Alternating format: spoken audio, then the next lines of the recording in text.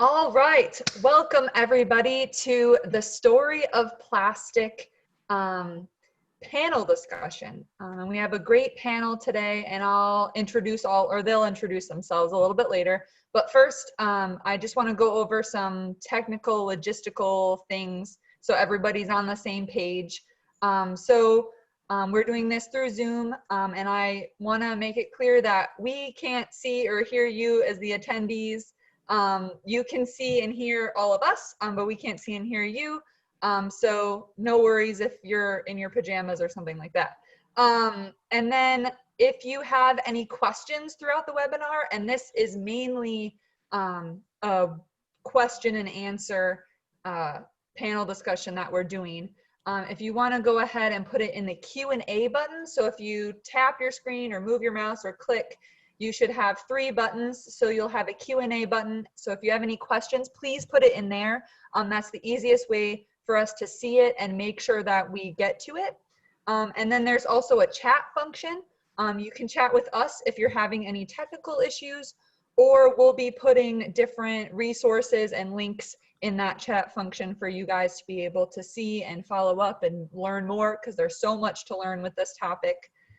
And then you should also have a raise hand function.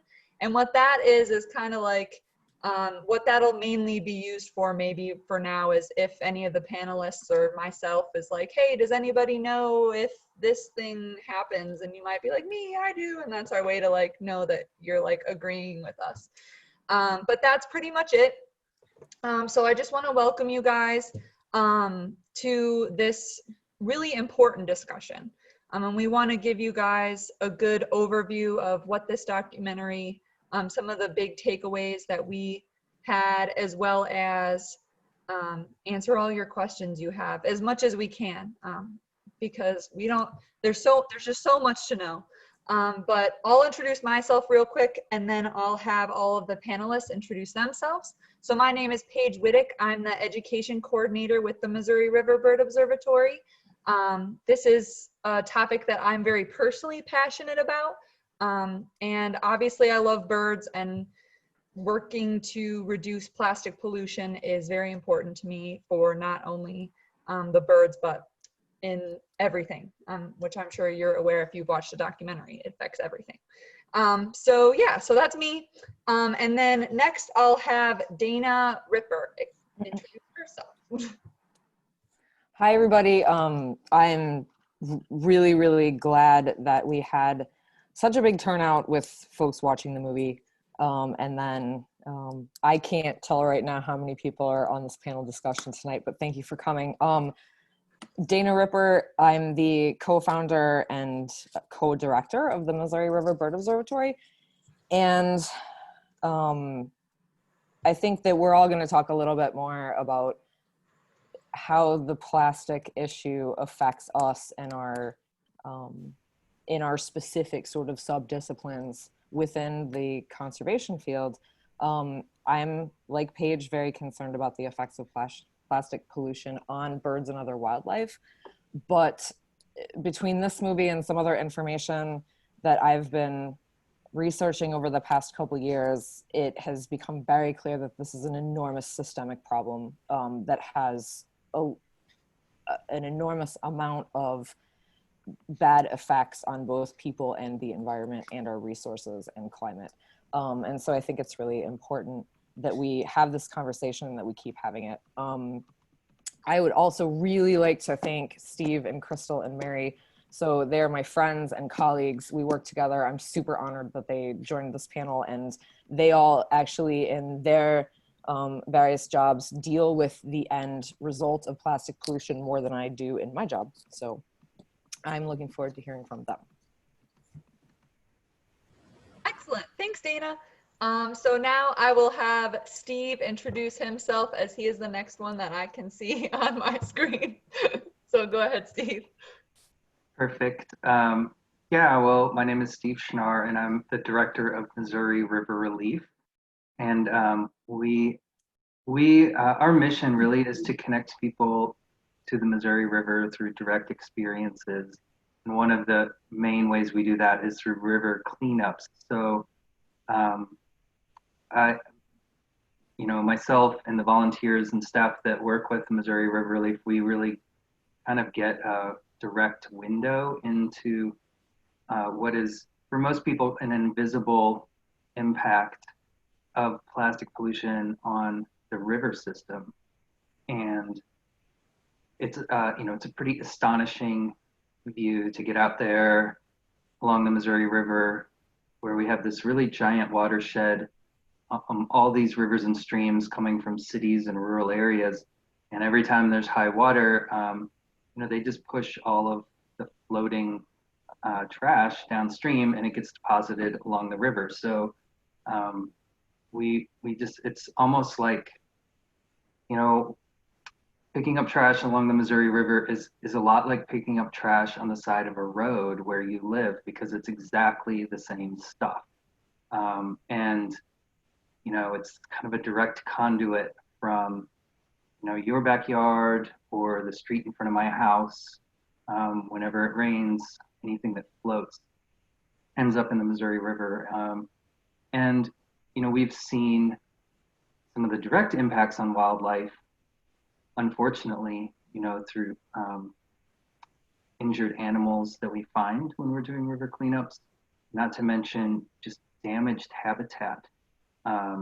And in fact, I mean, just one little piece of what I've seen is, you know, the Missouri River, when it floods, it deposits new silt along the side of the bank, and then at other times it erodes it away. And, you know, when it erodes it away, you can see in that cut bank layers of dirt, and in between those layers of dirt are layers of plastic, and that is all of the wrappers and plastic debris that washes down the river and gets deposited as new geologic layers. So yeah, I've been following this a lot, and I really appreciate Dana and Paige for putting this together for us to all kind of see this really deep dive into the issue.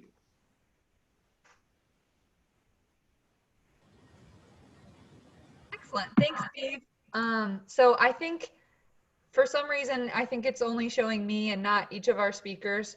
So I'm not sure how to fix that at this point, but I will work on that.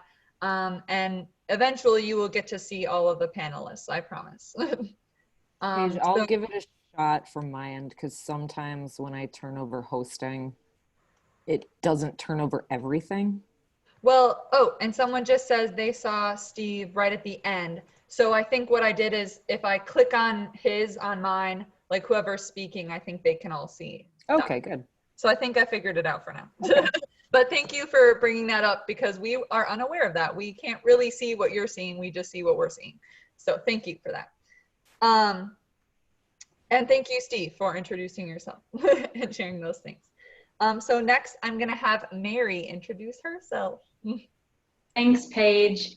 My name is Mary Culler, and I serve as the director of Stream Teams United. We're the Missouri Stream Team Watershed Coalition. We're a nonprofit here in Missouri, and we work to support and promote the Missouri Stream Team program on a statewide basis and facilitate education, stewardship, and advocacy for Missouri's rivers and streams.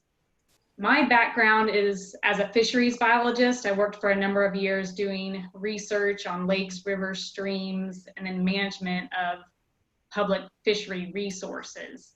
I've also worked in water quality, watershed planning, and then in a regulatory fashion with permitted facilities, wastewater, stormwater, permitted facilities. So the issue of plastic, just, you know, it's still considered an emerging contaminant in the world of water quality, but it's obviously a significant issue.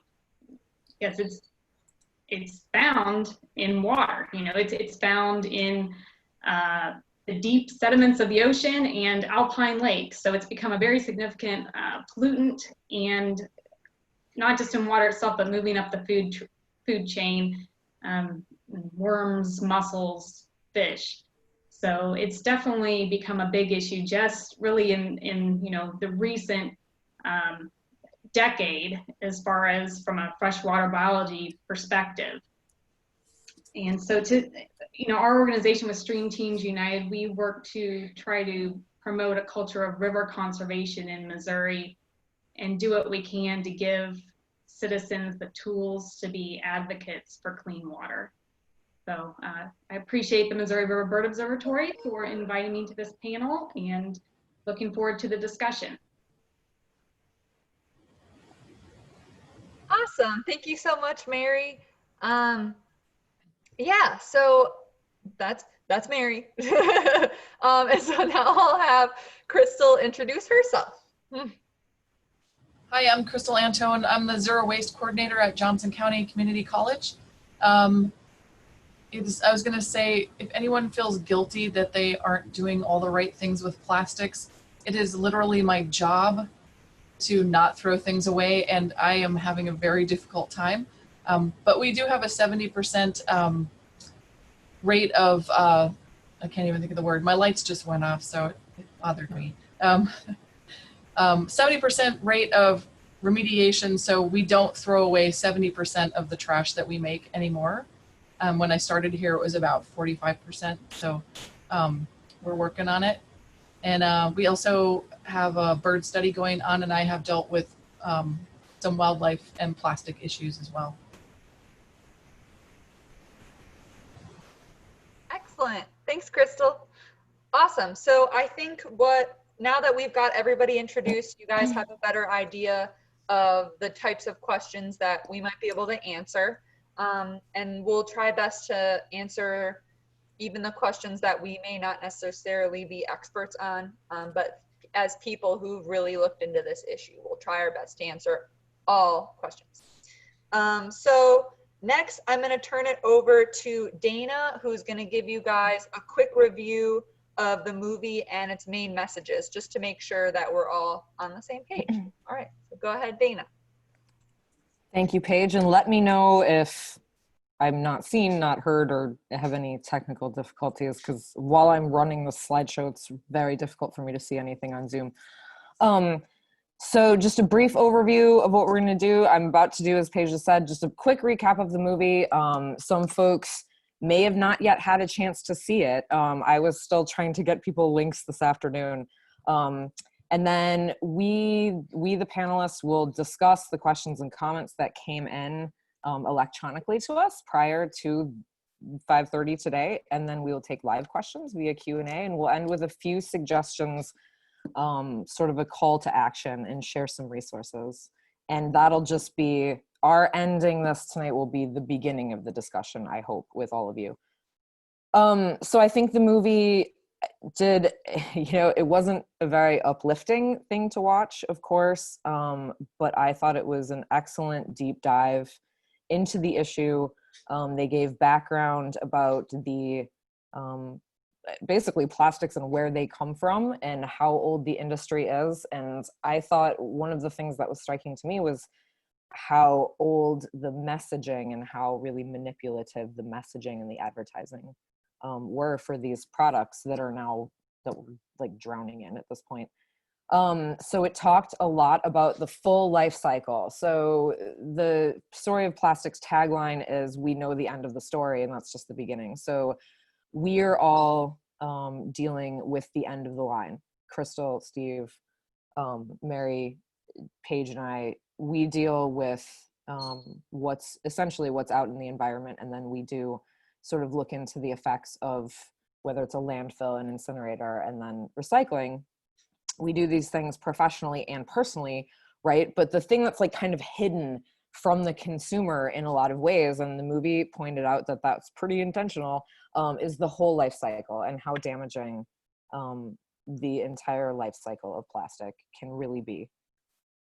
I thought that a really important point of the movie was that we as consumers are sort of like tied onto this plastic treadmill. In discussing with the other panelists last night, we talked about how our choices have been lessened as a consumer.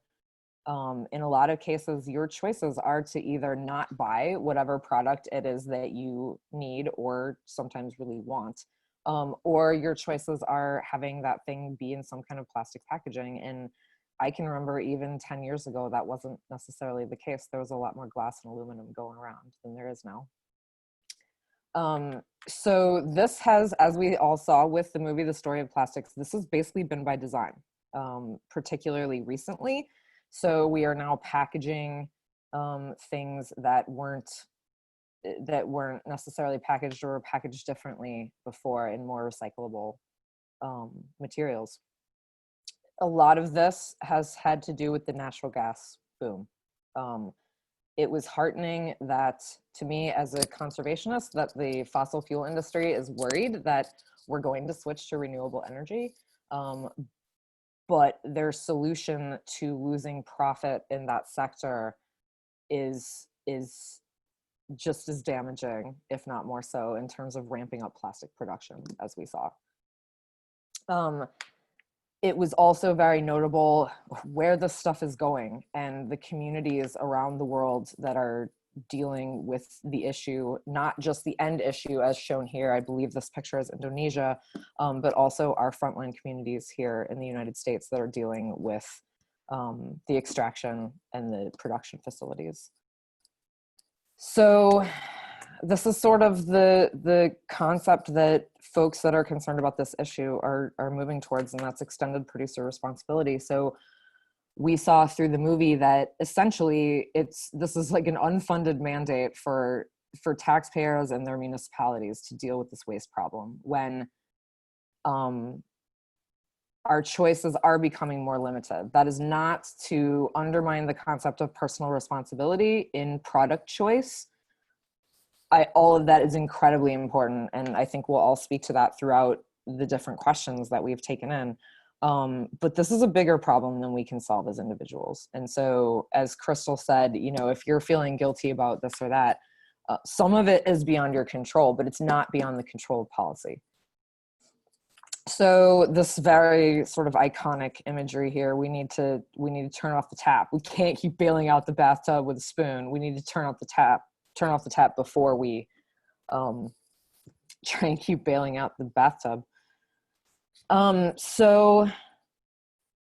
on this last slide here that I have, I do want to thank, so the movie folks, I didn't just sit there and like screenshot all these things. The movie producers were awesome in, obviously giving out the screening rights, but they also provided all of these still images from the movie and many more.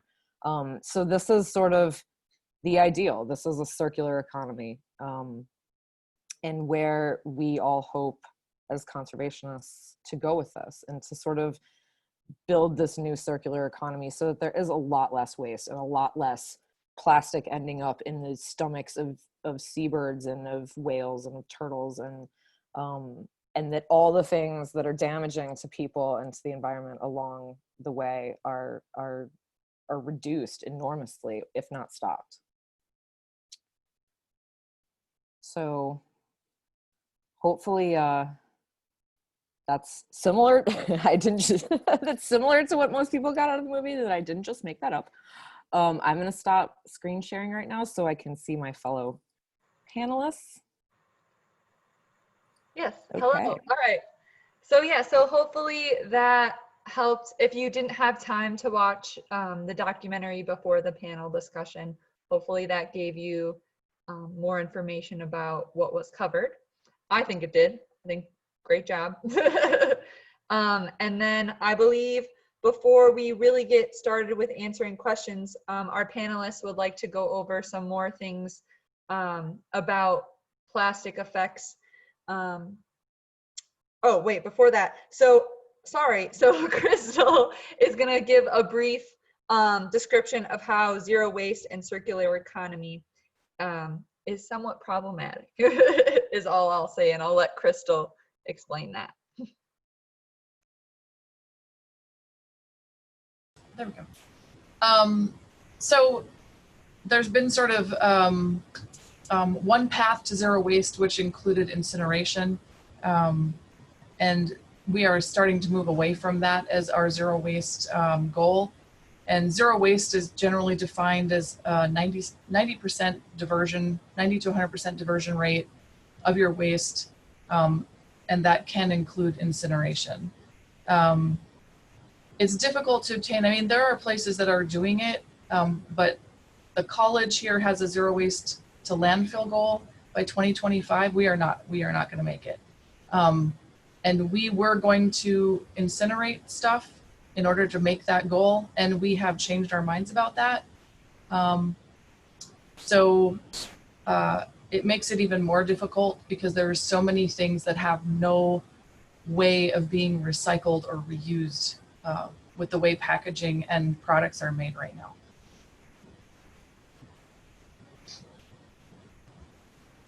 That's it. Yeah. I just wanted to give people time to soak that in a little bit. Also, Paige, we did get in a question quite late this afternoon in regards to this exact topic, even after we had made our outline of questions for the evening. And that was our other, our cities in the US, town cities, is anyone getting close to zero waste, basically? And I did a little bit of research on that topic, and there are certainly cities, including some very large ones, that have made pledges to get to zero waste by, even 2023, I think was the soonest one that I saw. But as Krystal just said, the way the stream of items and how recyclable or not they are, or how toxic they are upon incineration, is really kind of undermining even the best of intentions in cities and institutions that want to pledge zero waste. It's very difficult. So not to be depressing. No, I think it's good that we get honest information out there. So yeah, I think we'll go ahead and we'll start answering some questions. So we're gonna start with, I know I saw some in the Q&A button already, and that's awesome. We'll definitely get to those, but I think I'd like to start with some questions that we got in as you guys submitted your registration form. So we'll address those first, and there aren't too many. And then we'll kind of do more of the Q&A chat function. And if I see ones that kind of go together, I imagine that a lot of you have very similar questions, but we'll try to get to everything that we can within the time allotted. So the first one that we got in is what percentage, if you know, does the US contribute to plastic in our oceans? And what percentage does China contribute? And I believe Steve has an answer for us. Sure. I mean, I did a little Googling, and from what I could gather, and first of all, I have to apologize.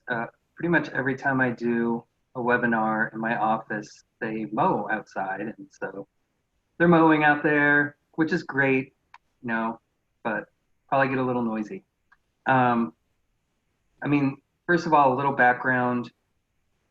There's been studies, and it seems like, from what I could see, the most recent detailed study was in 2010. And if any of our attendees have, other information, feel free to share it in the Q&A.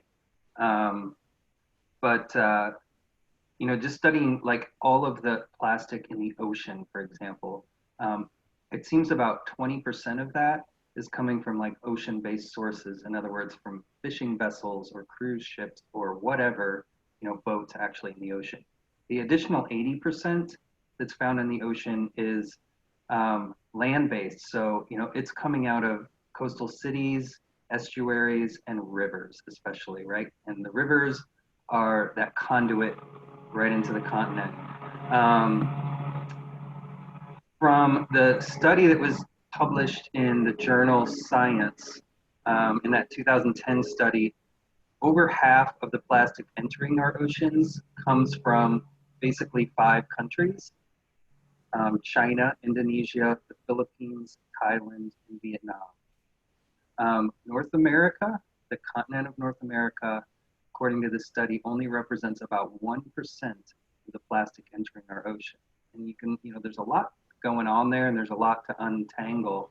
But one of those things is that developed countries often have more developed waste handling streams, right? And so the United States certainly does. We have higher grade landfills and curbside trash pickup, kind of nationwide to one degree or another, where a lot of developing countries do not have that developed infrastructure.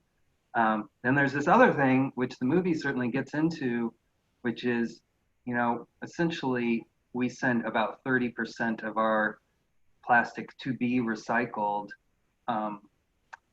overseas. And a lot of that's going to Southeast Asia, to those very same countries, until 2018, when the national sword policy was passed in China, which essentially stopped importing plastic to be recycled to China. Now American companies and waste streams are finding other countries like Vietnam and India and some of these other places to handle that. But, that's got to be part of the question. How much of our recycling are we exporting to other countries is ending up in the ocean too? That's an unanswered question at this point. So to go back to the original question, it seems like only about 1% supposedly of plastics entering the ocean is coming from North America, whereas more than half is coming from sort of 5 Southeast Asian countries. Yeah, thanks, Steve, for answering that question. Do any of the other panelists have anything to add that's somewhat relevant? Can give me head nod or head signals. Okay, okay, great. So another question that was posed in the form, can you identify your thoughts on bioaccumulation of microplastics in aquatic organisms? They're particularly curious about the emphasis on freshwater fish. And this is a question that I think Mary can answer best. So. Sure. So the bioaccumulation of plastics has been documented, and there's a lot of the research has come out. Really, you look back 2014 to present is really our timeline for a lot of the research coming out on this. But they've found microplastics in 800 species. So it's very prevalent. One of the main sources for microplastics in rivers is coming from wastewater treatment plants here in the United States. I think the USGS has found that about 70% of microplastics are fibers. And so one of the sources for that is just washing different synthetic fibers, textiles in your washing machine, and that's getting washed down to the sewer, and then the wastewater treatment plants cannot remove that. So just these microplastic fibers are very prevalent, and there's been research that's shown microplastics in all different types of aquatic organisms. So yes, it is, as they consume other organisms, it's bioaccumulating up the food chain. I did find a really good resource that was a comprehensive literature review that I'll put that in the chat box, but it was called Microplastics in Seafood and the Implications for Human Health. And so that's focusing a little bit more on saltwater fish, but it did a thorough literature review on a lot of different aspects of what is known, and that was published in 2018, so it's still pretty recent. So, plastic is, I think you can almost assume there's going to be plastic in freshwater, and that it is being taken up by organisms and incorporated into the tissue. How that could negatively affect human that consume fish is largely unknown. So it's just something to be aware of. Yeah, thanks, Mary. I think that answers that question as much as we can, at least for now, with what we as humans and scientists know. So the next thing, I didn't know, Dana, if you wanted to speak to Steve's comments that he proposed in the form, just about different solutions at consumer versus the corporate level if you wanted to speak to that a little bit. I know you already kind of have in your kind of overview of the documentary, but if you wanted to add anything to that. Sure, just briefly, because you're right. This was a really interesting question and set of comments. I'm not going to read it all. It's pretty long. But one of the things that Steve O said was, it is a bit tiresome to hear the major blame typically placed on the corporate world, indicating that we, the consumer, just follow along and do what we are told. Corporations may sell bad ideas, but to make them sustainable, someone has to buy them. So I think Steve was calling for, and I think we all kind of are, calling for like a balanced approach where there is consumer responsibility, but that I think the movie made really, really clear that we have been sold the idea that it is all our responsibility, that it's all like, it's the end consumer's responsibility. It's, you know, again, the municipalities or other, you know, institutional programs that are almost always taxpayer funded that have to deal with this ever increasing waste stream and an ever increasing stream of waste that either isn't recyclable, the markets aren't there for the materials, you know, for the materials to be recycled, someone needs to buy them and use them, right? And Steve mentions the situation with China refusing to take a lot of our plastics now. That has apparently upset the apple cart, or whatever the saying is. I talked to a gentleman locally here from Boonslick Industries, and he told me that his the price that he is getting for per tonnage of materials to be recycled is far, far lower right now than it has been in a long time. But that on the positive side, because of COVID, people are actually recycling a little bit more. Partially because it's like an event to go to the recycling center, which I can identify with that. But with those lower prices, it makes recycling as an industry less profitable as well. And so the idea of having corporations like having people take ownership all along that chain of production all the way to solution, because as the recycler in Berkeley, California said in the movie, he's like, we're not going to recycle our way out of this mess. Like, there's just too much. We need to turn off the taps. So. And I would add to that if I could. Okay. So I was reading in Food and Water Watch just before we started this, that in 2018, the chemical industry spent $202 billion to build 333 facilities that produce plastics so they can use up all of the gas and oil that they're bringing out of the ground, and that we can expect a 40% increase in global plastics in the next decade, just because they're trying to figure out a different way to sell it to us.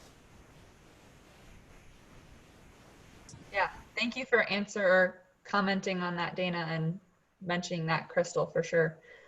That's hard news to hear, but important to know. I think one of the most that I kind of think sums that up is one of the quotes that I really had an impact on me kind of near the end of the documentary was, the plastic crisis doesn't start with when the plastics enter the ocean. It starts when the oil and gas leave the wellhead and keeps on being a problem at every step along the way. So I think that is a good summation of that. But to keep answering your questions, next question. So I guess we've kind of talked about this, but I'd like for Steve to kind of elaborate on it a little bit more. The question is, isn't policy necessary to affect change? Little cleanups bring awareness, but don't really do much, or do they? I know they talked about that a little bit in the documentary, but Steve, if you want to share your personal experience with that. You're on mute still. Thanks, Paige. Yeah, super great question. And, you know, I totally have to agree with the film. Of course, this, not only is this a problem we're not going to recycle our way out of, it is a problem that under no circumstances can we like physically clean up once this beast is unleashed, right? That said, you know, as someone who does a lot of river cleanups, you know, I think that it's important for a lot of reasons. Awareness is one of those, but it's just important to get all of it that we can before it gets away, wherever you happen to be. So the cleanup should not be the focus of the solution to this problem, but it is something that as citizens of the earth that we need to constantly, unfortunately, do. And does it have a big impact? I mean, you know, yeah, it does have a big impact of doing, you know, cleanups, stream cleanups, neighborhood cleanups, whatever you can do. You know, that is stopping that particular problem where you are, you know, but only for that moment. And so if we're gonna solve this problem in a sustainable way, the only way is through policy, but also through consumer choice and pressure. You know, those are a couple other ways that we can affect change in the system. Awesome. I guess one thing that I would like to add to that statement is someone who's taken part in the Missouri River Relief cleanups. I think that what that also does is an experience that really connects you to the Missouri River, which is part of your mission, of course. So I think there's that's a benefit as well. So what you kind of touched on at the end there kind of plays into our next questions, which kind of have been addressed, but I think Krystal can maybe speak to it the most, but if any of you guys have anything you'd like to add in terms of these questions. So what can we do to champion for less consumer plastics and use waste plastic for new products? And how much progress is being made getting manufacturers to reduce or eliminate plastic wrapping?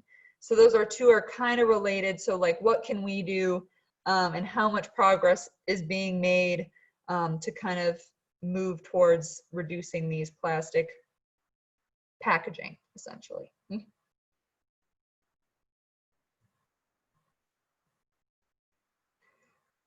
There we go. Sorry.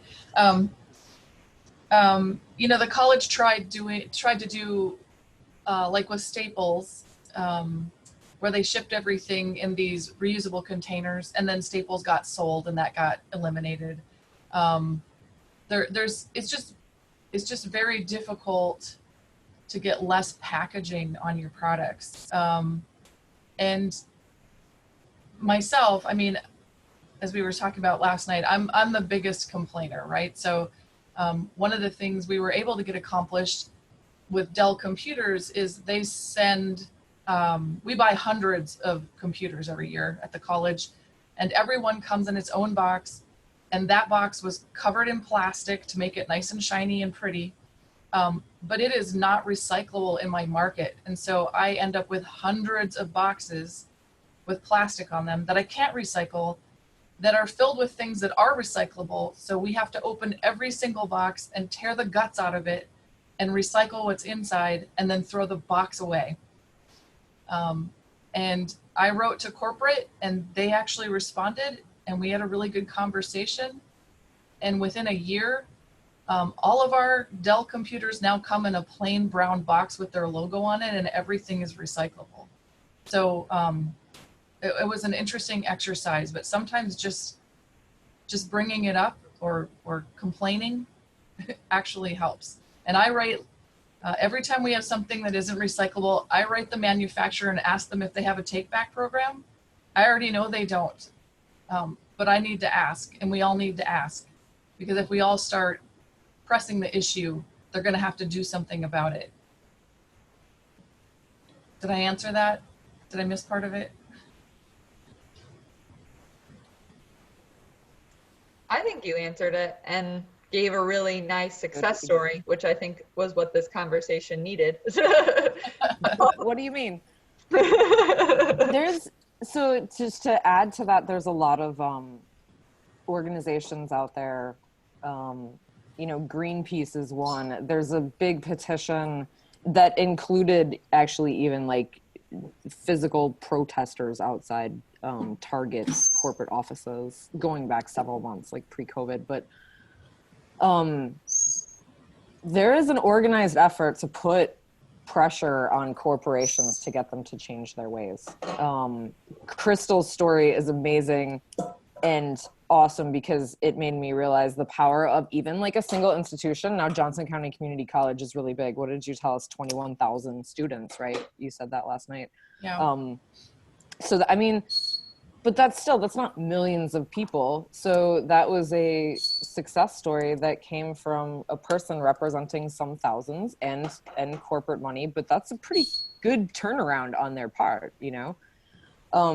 I looked up a little bit essentially on how successful these sort of citizens campaigns have been to change corporations. And there are actually quite a lot of examples.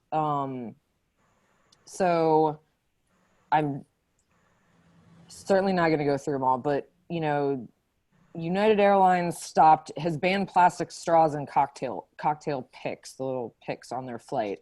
So is American Airlines. You know, so like Evian and other companies are committed to using only recycled plastic in their product. To me, these are good things. They're just a start, but they probably wouldn't have done them at all if there wasn't citizen pressure placed on them as corporations. And so, and especially when they're this big, the Dells, the American Airlines, like they can stop a lot of waste from going into the waste stream just with their company doing something about it. So. Right. So awesome. Thank you guys for answering that question and speaking more to that. So we have one question that I think is important and I'm not sure has specifically been covered. So how can one locally find an avenue to dispose of plastics? And I think Dana, you would like to answer that one. Yes, I'm going to put it in the chat to all attendees. It's just Earth 911 and you can do search.earth911.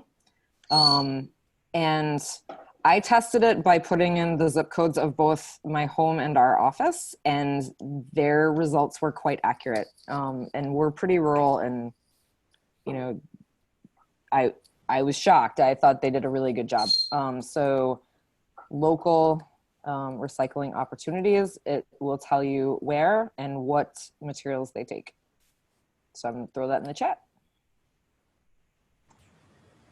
Awesome, yay, resources. Mary did put the article that she referenced when she answered the bioaccumulation of microplastics too.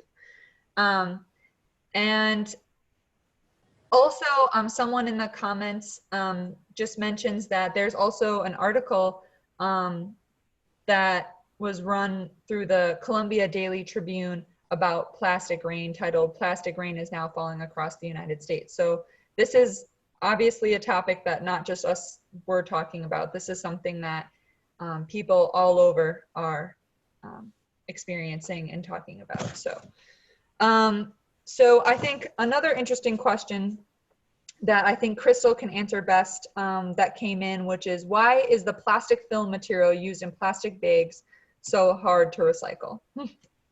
Sure. So if you don't already know, I'm pretty sure most places, if not all of them, you cannot put your plastic bags in your single stream recycling. And there's a good reason for that. It has to be source separated. First of all, it blows. It's very lightweight. It blows out of your bin. It blows when it goes into the truck. It blows out of the truck. It blows when they empty the truck. It blows when they send it to the landfill. Plastic bags and styrofoam are like the worst things ever. Also, once you get it to the regular recycling facility, everything there is mechanical, and those plastic bags just act as a tangler and they get wrapped up in all of the equipment. They have to shut the plant down every so often to cut all the plastic bags off of them. I've heard it's expensive and it's a real pain in the butt. And the other reason is, you know, if you see a plastic bag recycling container or something, like we have them on campus, it's clean and dry, clean and dry, clean and dry, because plastic bags are basically shredded and melted and extruded right back out into plastic sheeting. There's not a very advanced washing system or anything that it goes through. So if you leave contamination in a bag or a paper label or anything like that, it ends up back in that new plastic. And then the other thing is because the bags are all different colors, recycled bags are usually gray, and it turns out gray is not the most popular color, so. Great, I think that answers that very fully. So another question that you, Krystal, could possibly answer Sure. is what are the alternatives to plastic incineration if the garbage dump is at full capacity? Right, so I mean, recycling is one of them, but as we've talked about, like we're not gonna be able to recycle our way out of this problem. There's just too much volume and the materials are too different. So there's so many things that can't be recycled right now, like chip bags and stuff, because it's several materials all laminated together. And really, after recycling, I mean, reuse and then, you know, just using less plastic is really the answer to everything that we're talking about. If possible, it's getting tougher and tougher, but if you can just reduce your plastic use, that is the biggest advantage. Yes, thank you.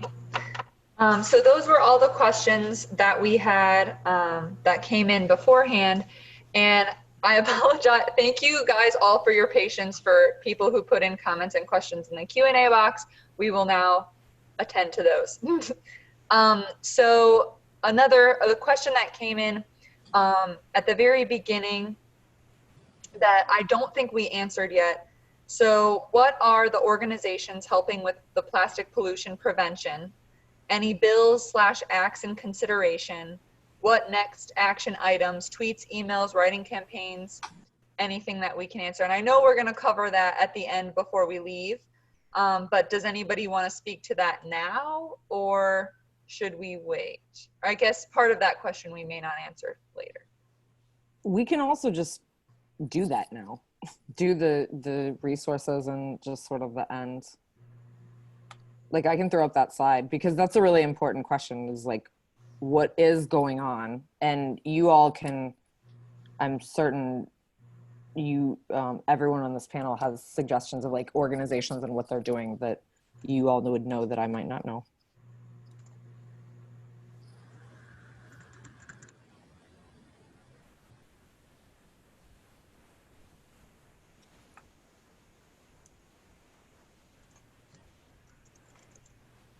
So I'm sharing the screen, but anybody can comment on any of these.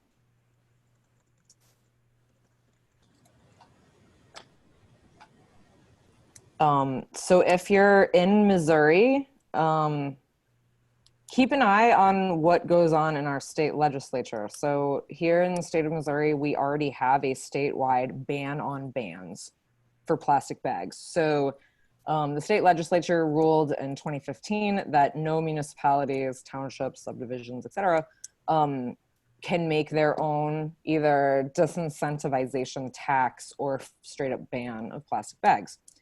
So that's a bummer. The last couple years, there has been a bill proposed each year where that ban on bans would expand to all forms of plastic, straws, styrofoam, anything, like not just plastic bags. So essentially taking away the ability of any, you know, political entity smaller than the state to have a say in what they're going to do with their waste. So that's, at the very least, let's just keep it to the ban on plastic bags, although a lot of us would definitely like to see that repealed, and then, you know, more local legislation go through to actually disincentivize plastic bag use at the municipal level.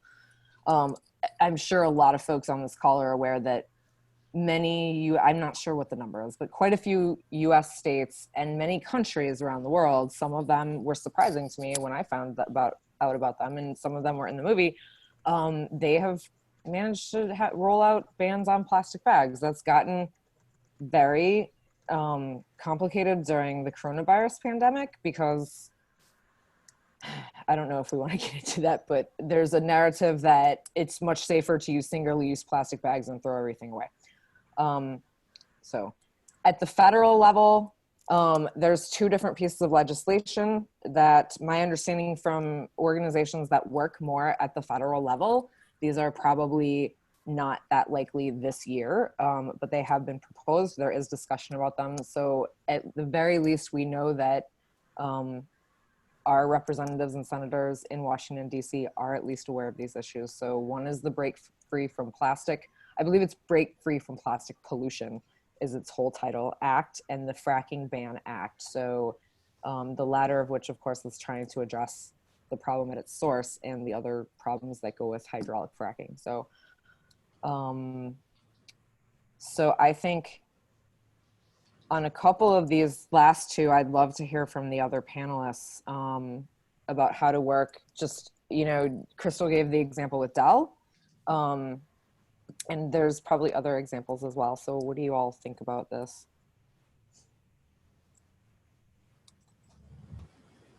Well, I mean, I can just talk about Columbia, Missouri's experience to some extent. And basically it was the local Sierra Club in this region that worked with other groups, including the city council in Columbia, to try to pass a plastic bag ban. In that, it was that effort which caused that statewide law banning plastic bag bans to happen. So that doesn't always end up with the impact that we want, but that is, you know, those local efforts are usually the ones that end up succeeding as well. So it's a little hard to say. And, you know, but you know, finding those local allies and then local allies in government is sort of step 1, 2, and 3. Dana, I would just add that, you know, last session there was a bill introduced that would repeal the ban on bans. And so, you know, there are legislators that are working to try to repeal that. So we can keep on watching that. And that's something, you know, like Steve just mentioned, making contact with your elected official and letting them know your opinion about this being an issue. And then at the statewide level, there's different organizations that are watching what's going on at the state, you know, at the legislature throughout that session, and reaching out to your elected official and trying to help move some of those things along is definitely part of it. But it reaches back to, you know, do you know who your elected official is, and have you ever had a conversation with them? Because there's a lot of, you know, interests at the state capitol that have a lot of money and resources to push certain bills. And it's one of those, we're trying as a conservation community to get better in, you know, we've been playing defense, but it'd be nice to eventually be in a position where we could go more on the offense for this in the state. I don't know if you can see me, Mary, but I'm like nodding my head at you and I'm clapping over here. One thing that I found heartening with and this is, you know, us playing defense, but in the hearing for the expansion of the ban on bans, the bill's sponsor actually sat there and said, he was like, there's this movement, you know, across it's starting to sweep the country that we reduce plastics. And he also sits on the board of the Missouri Grocers Association, and the other lobbyists that were there were Petrochemical Association folks. And he was like, this is a terrible thing. There's this horrible movement sweeping the country to reduce plastic production and use. And he literally said, like, we don't want that. So, one thing, Dana, I will add is that I think part of that question talked about organizations. I think there's a lot of different organizations at the national and then global level that are tackling this issue. Here in Missouri, and we do have Rachel on the line as far as an attendee, Missouri Confluence Waterkeeper has been, and they initiated last year a project to do some sampling on surface water in Missouri. And so Rachel, if you'd like to maybe post the website link, that's one of the Missouri organizations that has an eye on it and does have an active project with this pollutant.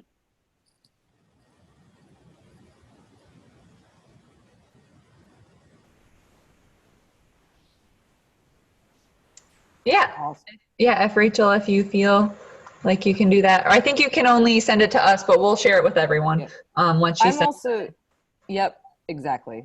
And so also props to Mary and her organization, which is the first thing that I had on this list. Stream Teams United and also our friends at the Missouri Coalition for the Environment, they both keep up with legislative issues, both state and federal, but a lot of focus on state, which often information doesn't actually come to us quite as readily. So both of these organizations are Missouri based and they have awesome email lists. Mary, I believe that you personally update that each week, and that's how I keep up with issues, is from emails from you. And then I've also talked to somebody at Food and Water Action in Illinois, which is an awesome organization. So after we share other links, I'll share a couple of like reports from them as well. And I'll just say one positive thing on our way out. From reading all the industry magazines and stuff about recycling, if you're bummed about recycling right now, because I know it's hard and a lot of plastics aren't getting recycled and stuff, in 3 years, I think it'll look very different than it does now. There is a ton of money going into infrastructure right now, but it just takes time to get things built and set up. So we will, even though China has banned our stuff, we will be able to deal with it, I think, within 3 years.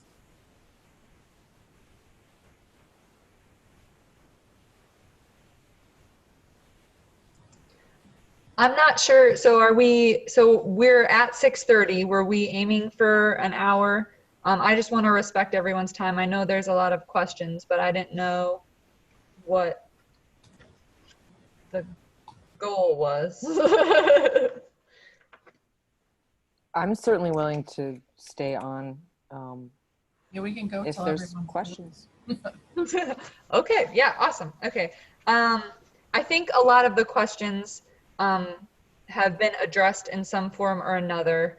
I would like to, there is one that I think could be a good way to kind of, I'm just going to read it. So it says, hey, thanks for hosting this panel. I think the litter pickups are super important because they help change individual actions, which create a larger cultural shift. Culture shapes politics and vice versa. With that being said, what is your advice for inspiring other people to participate in plastic reducing actions without sounding preachy / off-putting to people who are new to the subject? So I have some advice. I mean, I guess my advice towards approaching people about tough subjects like this is, well, it's hard to answer, but I think that one thing I like to do is just kind of be, try to learn as much as you can and give them the information or send them to watching a documentary like this, and then being like, I'd love to see you watch it and talk to you about it afterwards and have a conversation and different things like that, which kind of plays into another question. But I'll let you guys kind of comment on that first, if any of you guys have advice about that as people who probably talk about this issue specifically more than I do. At the college, you know, I mean, I can preach about recycling till I'm blue in the face, but we really try to have students bring that message to the students because they just tend to listen to their peers more than they do, you know, someone who they see as an authority figure sort of talking down to them. So that's something that I work hard to do. And this year we were supposed to roll out a whole bunch of marketing, but now there's no students. And we're trying to make it really fun. So we've gotten some costumes and we're gonna dress up as raccoons and be a trash mob and go visit different areas of campus and then bring our recycling message to them. So stuff like that, I think, can be keeping it fun and keeping it like peer to peer.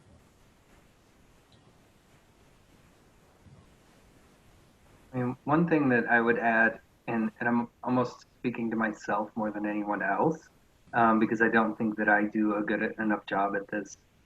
But you know, when we do river cleanups, and there's a lot of people out there, you know, doing it, and there's a lot of people watching this webinar that are out there cleaning up their neighborhoods or their local streams, and then you post pictures on the internet, on Facebook or Instagram or whatever, and you know, a lot of times the comments are like, "Oh, people are such jerks," you know, and I get that, but I think it would be good to use those moments to teach about this other big problem that we're talking about. So that's, you know, I feel like something that I haven't, a story I haven't told that well, and just sort of bringing attention to the bigger problem. You know, the person who chucks their plastic out of their car door is a problem, but there's a bigger problem. So using those opportunities for learning rather than, you know, sort of beating people over the head with it. Yeah, Steve, I think that's a really good point and something that I'm working on as well, for sure, is taking the pressure off of the consumer a little bit less to just be like, hey, well, there's this faucet that's running that we need to turn off. So I think sorry, I didn't get, did Mary or Dana want to add anything to that? Awesome, great. I guess guys, we answered it great. So I think another interesting question is, how available is the film, the documentary, to the general public, high school, city councils? Dana, if you want to answer that. Sorry, Paige, could you repeat? I'm sorry. Oh, sorry. Yeah, of course. So someone's asking, how available is this film, The Story of Plastic, to the general public, high school, city councils? So when we wanted to host the screening, the sign-up process was really pretty easy. They did want you to have to host a screening, like they wanted you to have a date and, you know, essentially a potential audience size, so they would know how many links to send out and things like that. So they do actually, you know, assess what you want to use it for what they call a community screening, which would be, you know, like a high school, a school district, any entity really. But if just, you know, an individual, if you want to recommend it to an individual to watch at their home, you can stream it on Amazon for $2.99. So it did, I'm not sure, some of the material might have said this, but it was first broadcast on, I believe, the Discovery Channel on Earth Day this year. So it did come out on regular television as well, but there's a lot of different ways to access it. But I found that they were super helpful in terms of getting us the materials, as I said before, and a good organization to work with. They clearly really want this message to get out there. Excellent. Yeah.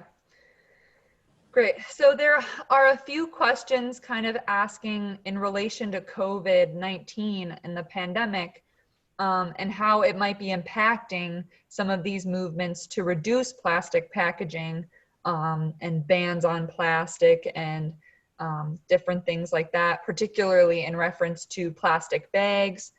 So I don't know if any of you want to touch on that, kind of, yeah, how has COVID-19 affected this plastics movement? Well, it's not been positive for sure. Everybody's gone to disposables. I just got a grant to buy a whole bunch of reusables for the college, and now, well, there's nobody here, and then I'm not sure how willing people are going to be to reuse things at the moment, but I mean, they were safe before. We weren't passing a bunch of germs that way by, you know, using things that have gone through the dishwasher and stuff. But from what I've been reading, a lot of places put a temporary hold on their plastic bag bans to accommodate the COVID and everything.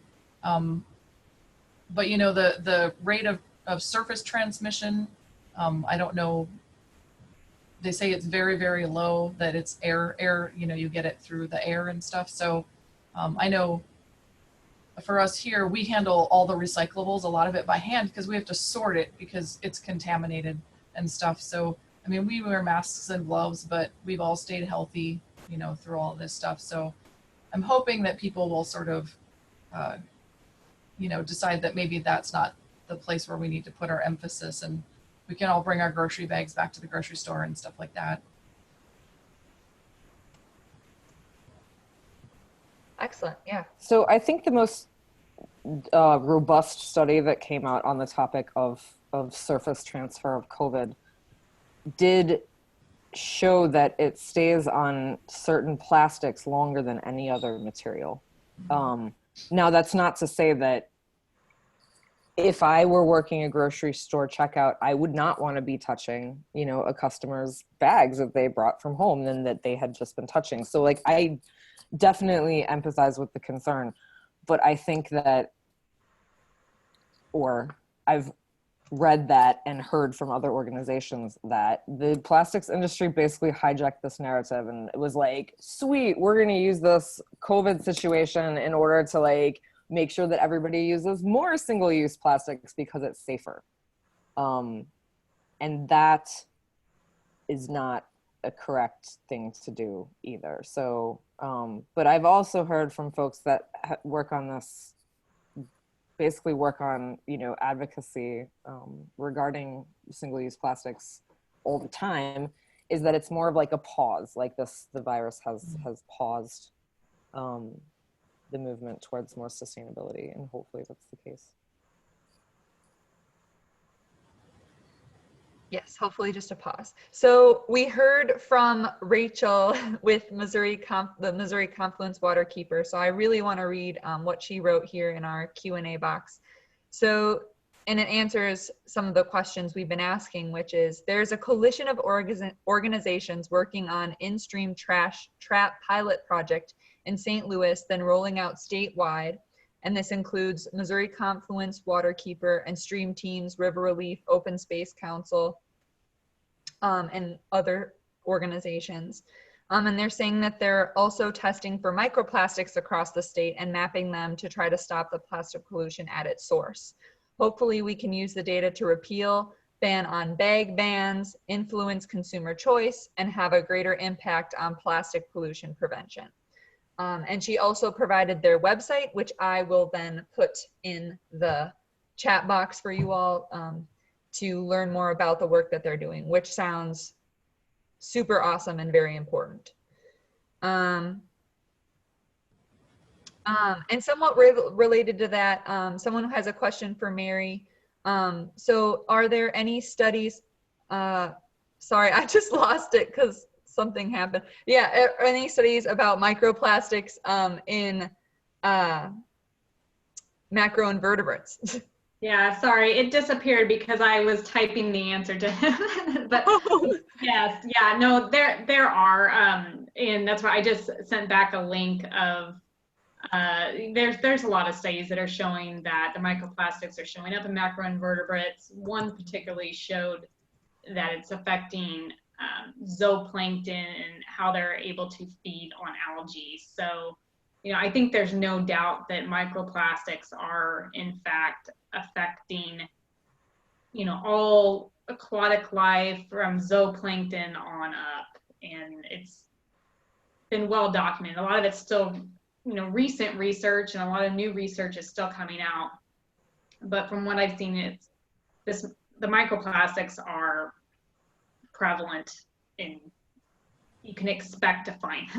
You might be surprised if you don't find microplastics in either water or in organisms that live near water or eat aquatic organisms like our birds. Yeah, for sure. So there's another question that I think we can totally answer, easy one, which is, could you please email these links and resources that we were posted in the chat? And the answer is yes, we definitely will. Dana is going to send you guys a follow-up email. I maybe should have mentioned this at the beginning, but she'll send you guys an email with some of the links and different things we're talking about, as well as, I believe, a link to the recording of this panel discussion, in case, people missed it for various reasons. So yes, we will send out information. And then we've had some comments also in relation to COVID and bags in grocery stores. So some people are saying that the stores that they've been going to will let you use your cloth bags as long as you bag the groceries yourself.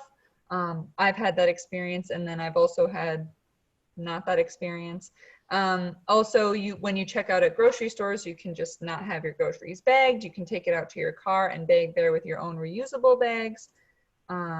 So if that's an option that works for you, that's something else you could do. Let's see. And just, a lot of other different comments about different things. I know a few people have asked about styrofoam and kind of, when is Missouri going to recycle styrofoam? I'm not even sure.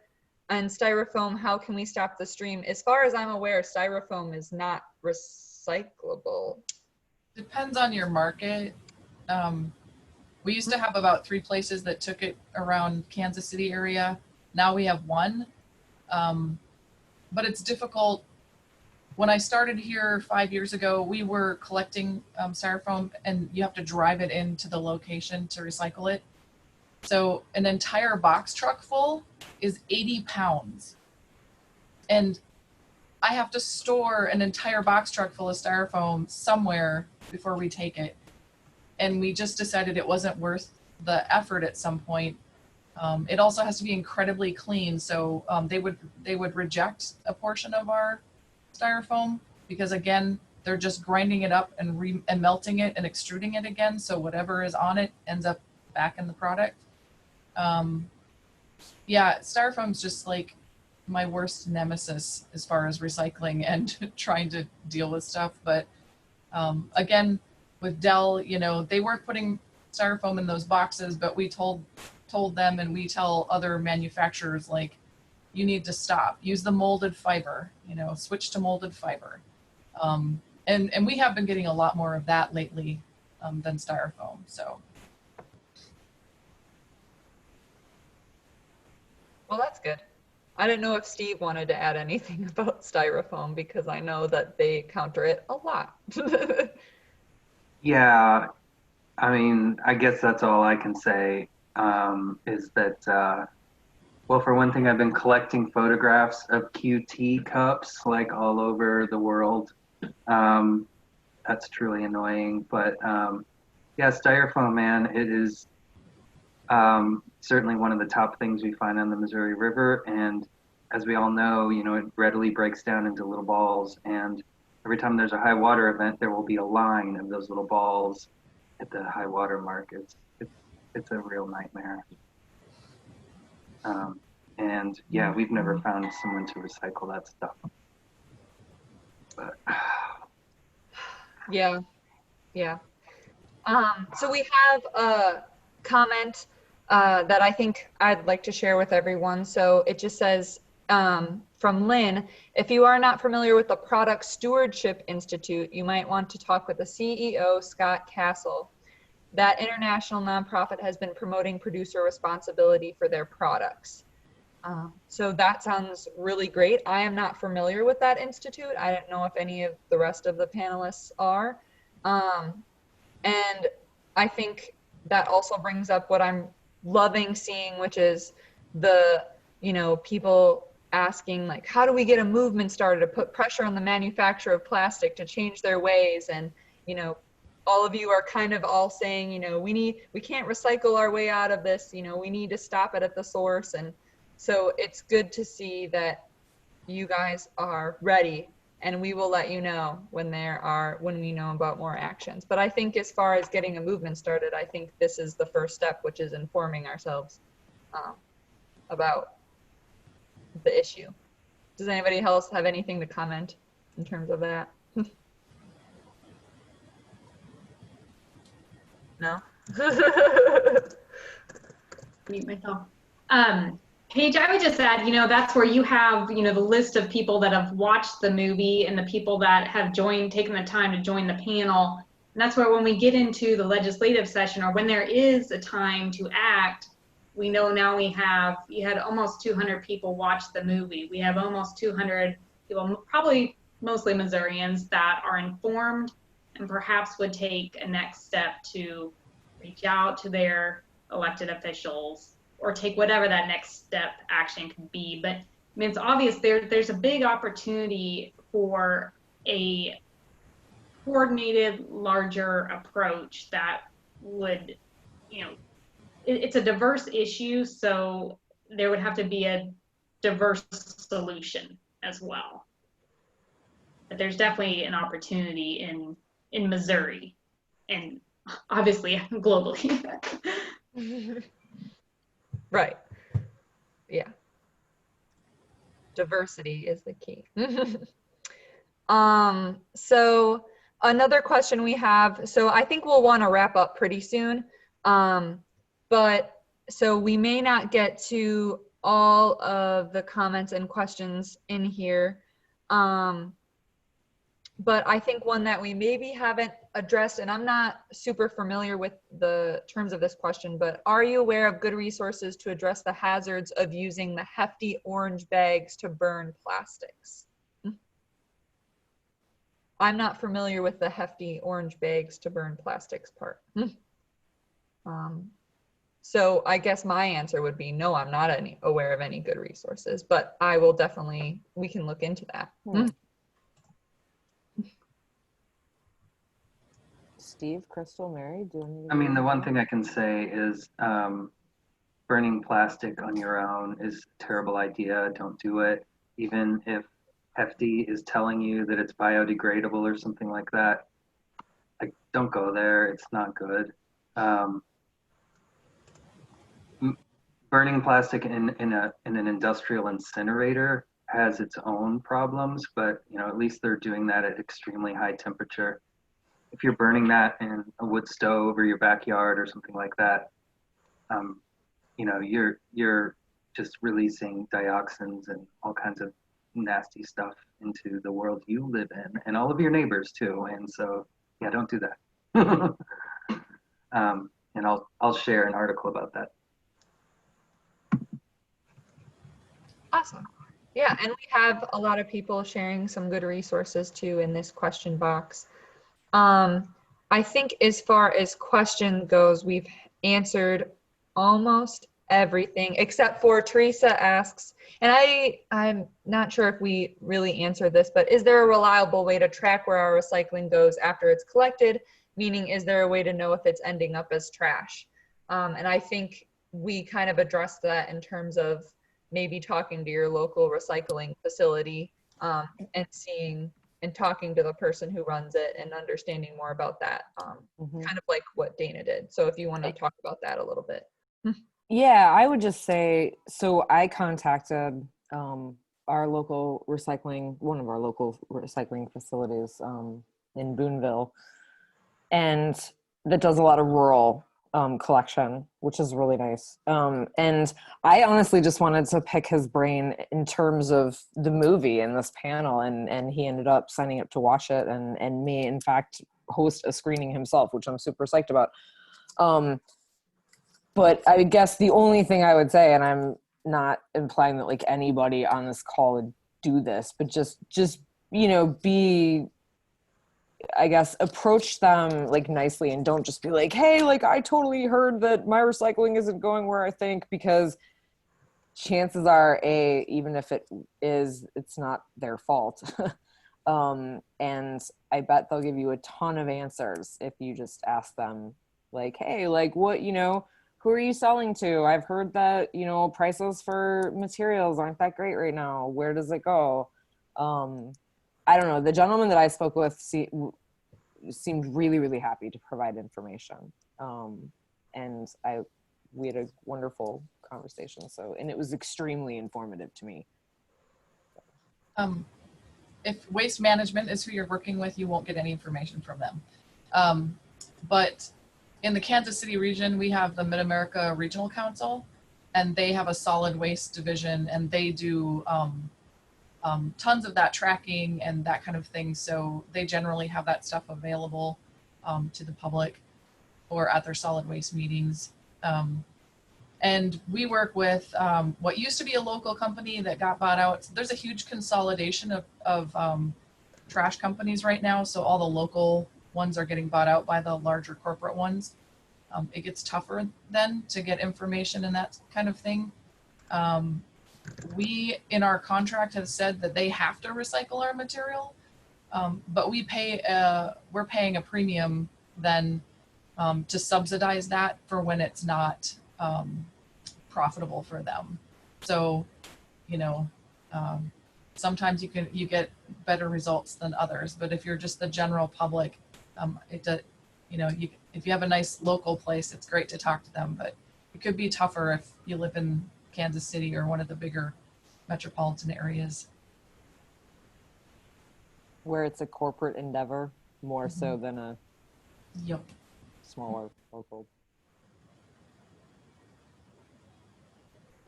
All right, well, I think we should wrap up as we're approaching 7 p.m. I want to thank everybody who is currently, that stuck it out till the end and attended our panel discussion today.